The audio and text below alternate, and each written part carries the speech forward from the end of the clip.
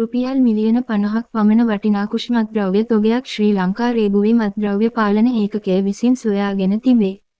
අතිරේක රේගු අධ්‍යක්ෂ ජනරාල් රේගු මාධ්‍ය ප්‍රකාශක සීවලි අරුප්ගොඩ මහතා පැවසුවේ කැනඩාවෙන් ආනයනය කරන ලද ස්පීකරයක සූක්ෂම ලෙස සඟවා මෙම මත්ද්‍රව්‍ය තොගය රැගෙන ආ බවය. ඒ අනුව කැනඩාවේ සිට අධිවේගී කුරියර් සේවාවක් හරහා මෙරටට පැමිණ ඇති අතර එහි හිමිකාරිත්වයක්ද සටහන් වී නොමැති බවද ශ්‍රී ලංකා රේගුව පැවසිය.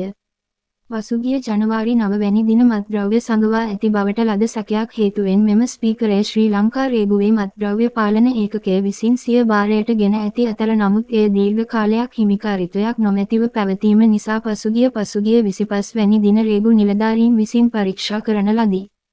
ඒ අනුව පොලිස් මත්ද්‍රව්‍ය නාශක කාර්යාංශයේ සහ ශ්‍රී ලංකා පොලිසියේ මත්ද්‍රව්‍ය පාලන ඒකකයේ නිලධාරීන් විසින් මෙම ස්පීකරය විවෘත කර පරීක්ෂා කර ඇති අතර එහිදී මෙය තුළ ඉතා සූක්ෂම ලෙස සඟවා තිබූ මත්ද්‍රව්‍ය අඩංගු පැකට් 17ක්, කුෂ් ග්‍රෑම් 862ක් සමගින් පැකට් 9ක් සහ හෂීෂ් ග්‍රෑම් 4014ක් පැකට් 8ක් සොයාගෙන ඇති අතර එහිදී වටිනාකම රුපියල් මිලියන 50ක් බවත් අනාවරණය කරගෙන තිබේ.